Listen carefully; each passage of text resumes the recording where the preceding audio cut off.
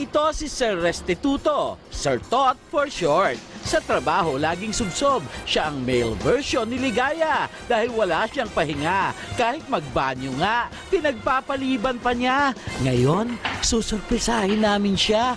Birthday niya, matipid yan sobra. Baon niya lagi, itlog lang na nilaga. Kaya ngayon, espesyal ang araw niya. Ready guys ha? 1, 2, 3.